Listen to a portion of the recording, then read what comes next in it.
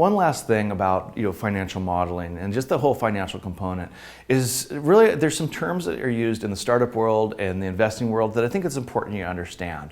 One of them is burn. Burn is how much cash are you burning a month? It comes from your cash flow statement. How much is burning on it? And it's not off your income statement. This is a true cash. How much is going out every month? Next part of burn is really runway, which is based on your burn. How much money do you have and how long will it last you? That's your runway. So if your burn is $50,000 a month, you have $500,000 in the bank, you have a 10-month runway, okay? Very simple numbers, but you want to make sure you understand those terminologies. Some other terms, and these are kind of real obvious, but I want to make sure we cover them, are the types of investors. You have VCs or venture capitalists.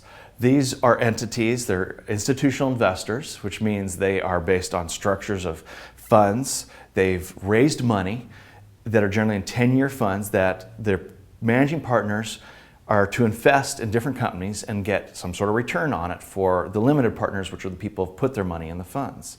You have angel investors. Angel investors are really anyone that could write a check to you. They may write a check for $5,000.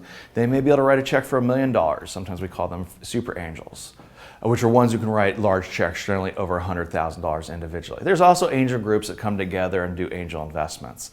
But these are the people that help you on your early stage seed investment, getting off the ground, before you get to the institutional level investors. Some of the other institutional investors are private equity guys. These are, again, fund managers, much like VCs, but their funds are really focused on buyouts and really more strategic into different types of investments, not early stage venture investments, but they occasionally do play in the early stage startups. And the last one is a strategic investor.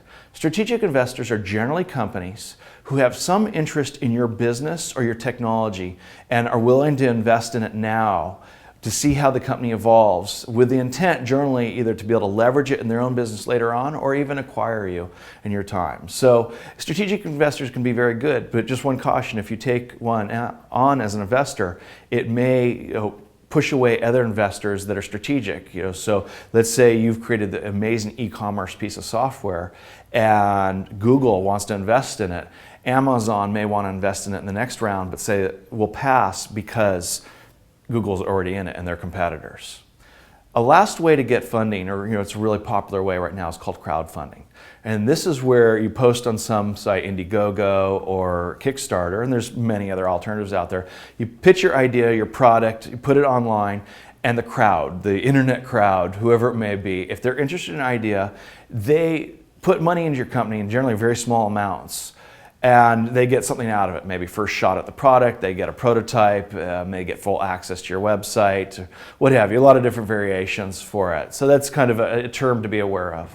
Now, you don't have to take money from anyone in a startup, and generally that's the best way, is keep your startup as lean as possible financially in the beginning until you really prove something and can increase your value. This is called bootstrapping. Bootstrapping is when you use your own money to get the company off the ground and take it however long it can be. Now, another term that gets thrown around, I think it's important to understand, is the term of dumb money. VCs like to use this. VCs like to call themselves smart money, which is they're advanced investors, they make intelligent choices of what they're doing, and they hopefully bring extra skills and tools and advice to a startup or connections that the startup can use.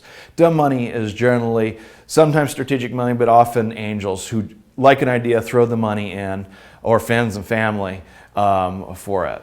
Don't really consider it dumb money. Money is money and your investors are important, but the term does get thrown around a lot. Another key terminology is investment rounds. And what you'll hear is seed, Series A, Series B, Series C, growth rounds. These are all just rounds of capital and they're different stages. Seed is just that. This is your first round of money, maybe the first 2 little bits of money you take to get your first product up or your first store going, what have you. Your Series A and Series B are just that. They're sequential levels that generally come through institutional rounds. They're often preferred shares, but the structure changes a lot. And that's all you need to know, is that investments come in rounds and they're given different names, and there's no real exact rule of what you had to do. I've been with companies that have had Series A, Series AA, and Series AAA for certain reasons that were unique to that company. Some of the most important terminology to know is something called a liquidity event. And sometimes that makes some newer entrepreneurs a little nervous. But liquidity events are when something happens to give liquidity back to your investors. And you as a co-founder are an investor in that company, you own shares. It may be an IPO where you go public, on the stock market. It may be an M&A, which stands for mergers and acquisitions. This means someone has bought you for it. Either one of these can be called an exit strategy. Now, every startup generally has an exit strategy. We hope to go IPO, we hope to go M&A. Really, it's up to the market what your exit strategy is. A good example recently is Groupon. Groupon had, at least we rumored of a big offer from Google to buy them, which would have been an M&A. They declined because they thought they could get more money by going public, which they did. And they did go public. They didn't make much more money than the offer, because it was not a well-received IPO, but then the stock has crashed down, so they're now facing their own issues. But it's something to think about an exit strategy when you're thinking about your business plan. And the last two terms I think you need to understand are return on investment and IRR. IRR stands for internal rate of return. Now, return on investment is just that. If someone puts $5 million into a company, a VC, and they get $10 million back in a liquidity event, they've had a 2-time return on investment. 2x was the phrase. Now, most VCs want a 10x return on their investment. So if you're going to take $5 million from them, you've got to be pretty confident that you can grow the company and get it to worth more than $50 million, because probably you have other investors and your own share of the component on an exit to give them that 10x. Now, IRR is a term that's used more for those who have funds and are managing it, so VCs and private equity, and it's the average return on all their investments in their fund.